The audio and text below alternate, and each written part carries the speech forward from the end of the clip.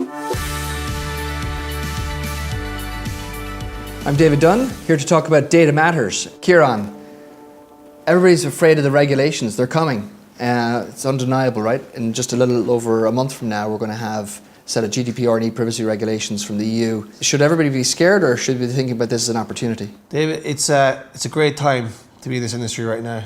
The people who are panicking are running for the exit, but I actually think this is one of the best times to be in this industry right now.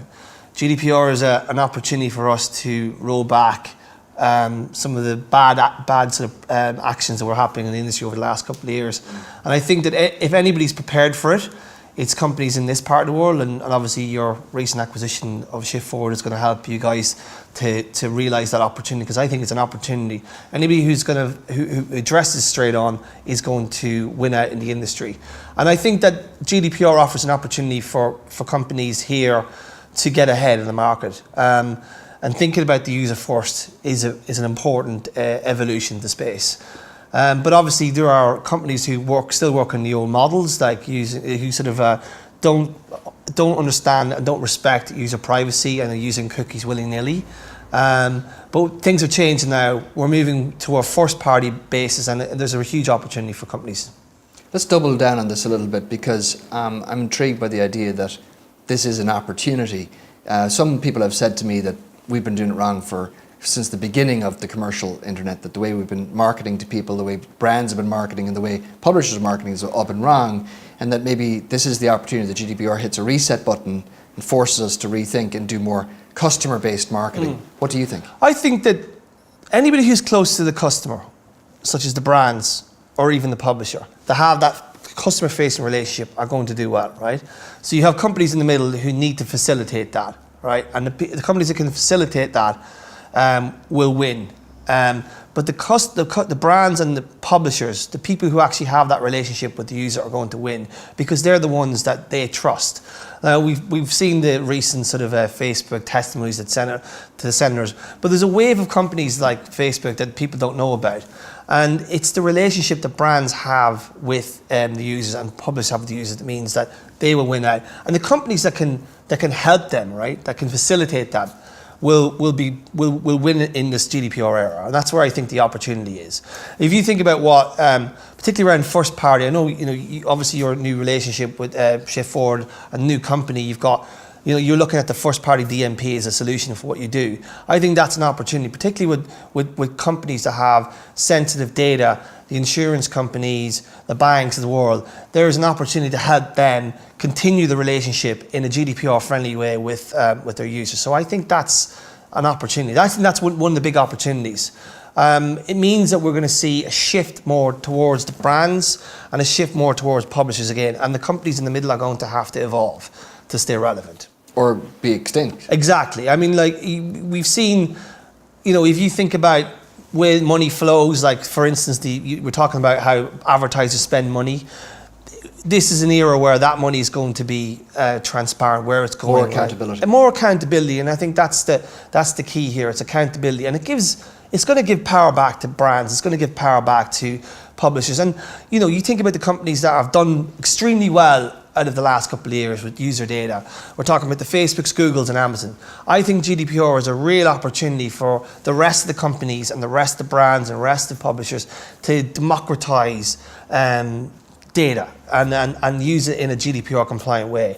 And there's going to be some exciting technologies coming along. I think blockchain is a very exciting technology, and I think there's definitely evolution coming to around it. But it also goes back to how a brand has a relationship with their customer, and I think that they have to respect data, and they have to have a stronger relationship with the user themselves, and that will be the opportunity as well. So to some degree, the brands gave that responsibility to others. They allowed third parties to manage the relationship of their customers. The great thing about GDPR now is it makes everybody accountable about how data is used, right?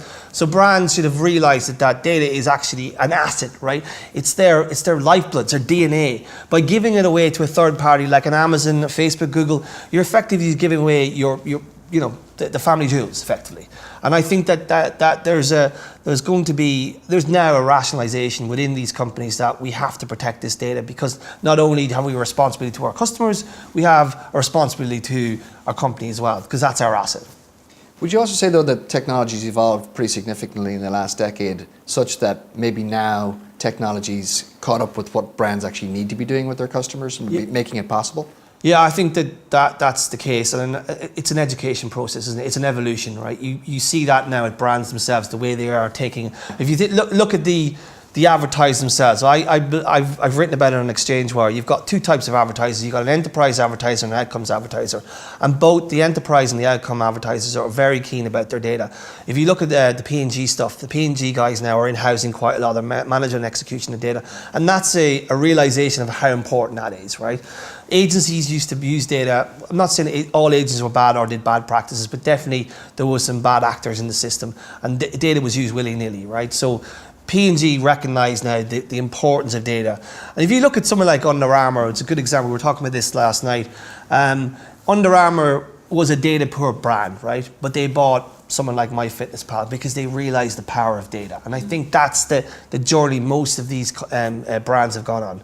And it's interesting to see where they're at now. And I think it's a golden age because the companies that have grown to huge market caps, and we know who they are, the GAFA, if you will, they're going to be eroded. Their power is going to be eroded now because of this realization around the importance of data, not just on the privacy side, but the importance of data as an asset within the companies themselves.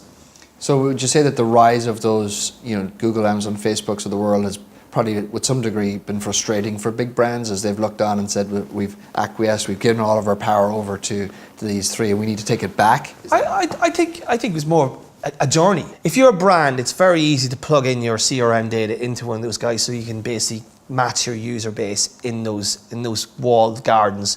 But I think brands are realizing now we're not getting much back here, and we're giving too much away and not getting enough back.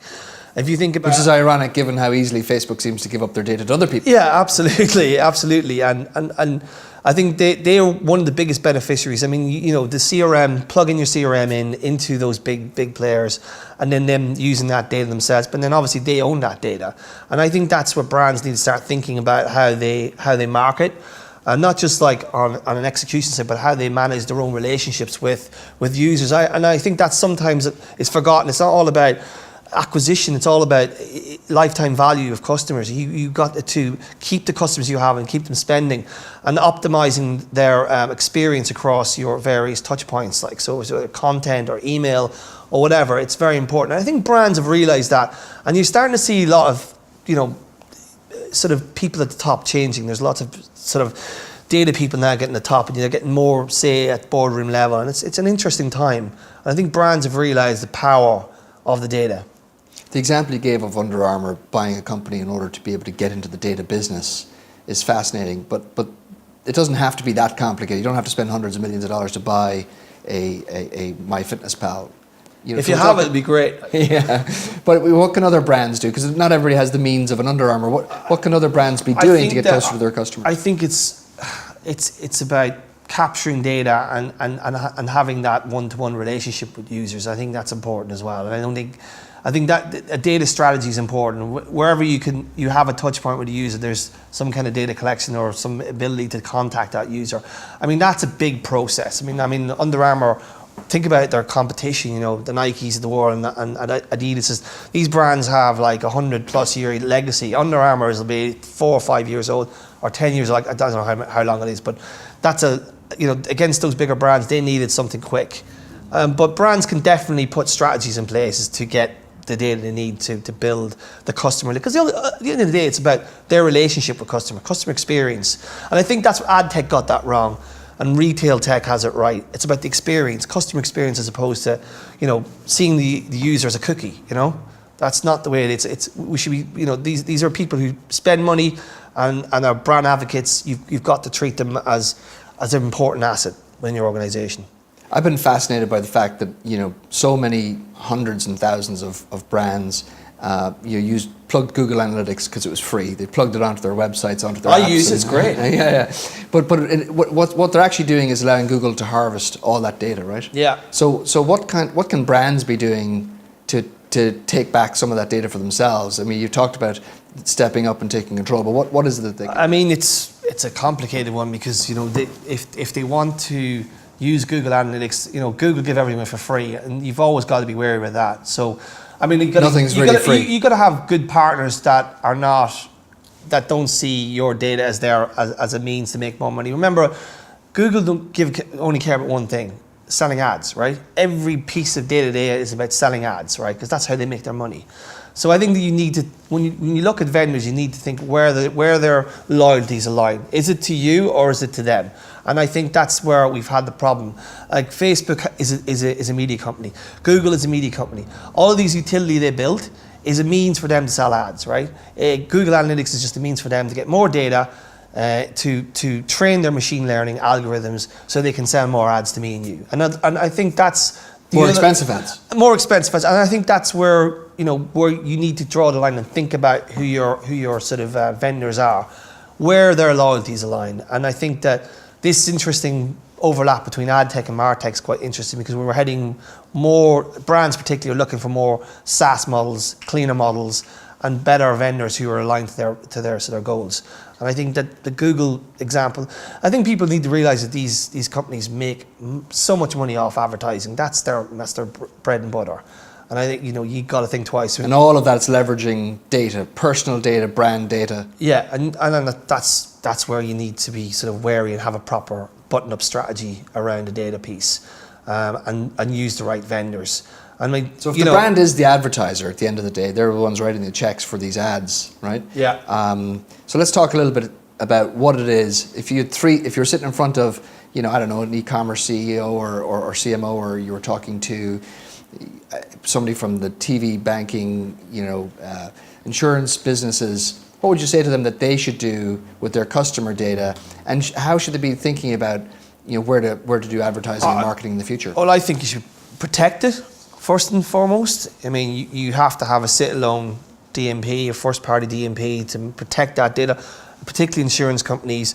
I mean, you like those are sort of data-sensitive companies.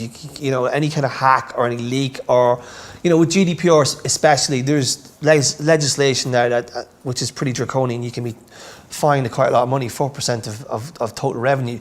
And do brands really want to be dragged through a court case in the EU? And believe you me, there's going to be court cases. The way things are lined up here, countries can take specific companies to court over breach of GDPR. In country, right? And most of these countries, some of these countries don't care about Facebook and Google, right? Small countries, you just want to make money, right? Or there's an incentive there. So I think that the brands need to be careful about who they use and what they use, and data strategy is so important. So they can't just rely on third parties or agencies or others. Not now. You can't run sort of a willy-nilly strategy across this. You have to have a really clear set strategy around data and how you use it, execute it, manage it, and all the rest. You can't just. It now is even more important than ever, particularly in the light of public education around GDPR and the recent sort of Facebook Cambridge Analytica crisis. You just cannot depend on others to do it for us. No, you can't. You've got to take a hands-on approach. I mean, you've seen it now. GDPR is changing lots of companies' strategy around data. Like, so you've got data privacy officers and all the rest now at the top levels who have to basically make sure that data is being used in the proper way. So when you talked about those particular brands like banking, insurance, they have to be super, super careful about what they do. Yeah, absolutely. And I think we started off talking about regulations as an opportunity.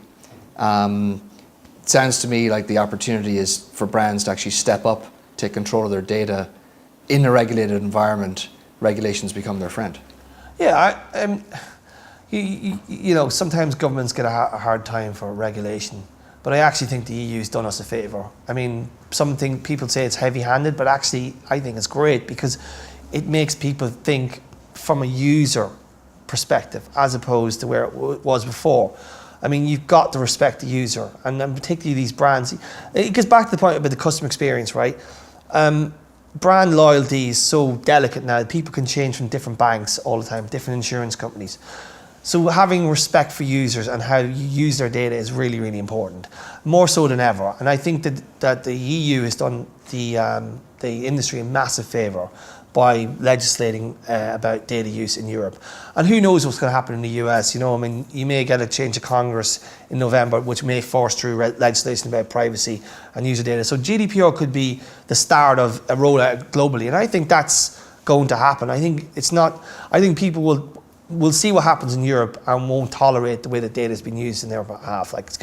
So we're seeing a mind shift here, and it's largely unregulated up to now, right? So I mean, it's a wild west in the US. I mean, like, you know, they allow ISPs now to use ISP level data to target, which is insane. I mean, they tried that here in Europe, and it was an absolute shit show. Excuse my language, about the use of this data. You know, it's definitely going to be rolled out globally, and I think legislation is a friend of the user brands and the publishers, constituent players in the ecosystem. And it's good for ad tech and martech because it gets to clean up the industry as well. But there's going to be a bunch of players in the middle who are going to fall away because they've been doing things one way for a long time, and that's not going to be the future. Dave, there's consolidation coming, there's no doubt about it. We're going to see, like, if you look at ad tech in particular, there's going to be consolidation around the platforms, and it's about differentiation, right? It's about what can you offer your brand, what you can offer your publisher in terms of what you can do. So there's definitely going to be consolidation. You can see it already on the martech and ad tech side. So martech, you typically use like email servers and, you know, the type of stuff that wasn't ad tech, but there's definitely convergence, particularly around the DMP, CDP area. You can see that there's a coalescing between the two areas. And I think there will be consolidation. There will be companies that will sort of gobble up the other companies as they fold in, particularly around margin, particularly around differentiation, and that's definitely happening. Already we can see it happening. And that's the opportunity we've been started off talking about, where brands can take control of the data, bring it really close to them, covet it, and start a new era. Yeah, I think that what you're going to see is you're going to see brands whittle down the type of people they work with, type of companies they work with, and the trusted vendors they work with. And I think that's going to be, you're going to see more of that happening. I don't think there's going to be one mega sort of stack that rules them all. I think there's going to be there's going to be point solutions as well, but there's definitely going to be consolidation around various categories. And it's your point that brands are looking for more power. If you look at the relationship between brands and agencies, that's quite interesting at the minute. Big brands like P&G, Mark Pritchard has been preaching this, are bringing stuff in-house. You know, the execution, the management, the contracts they have with vendors. There's more and more of that happening. I think brands, it's a kind of brands are taking more of a hands-on approach, particularly those brands that spend hundreds and hundreds of millions of dollars in digital. They want to really see the value of what they're spending on, and they're taking more control. I think control is the interesting word here. That's the word that will apply to the next evolution of the martech adtech space. I love it. Ciaran O'Kane, great to talk to you. Thank you so much. Thanks, David. I'm David Dunne, talking about Data Matters. See you next time.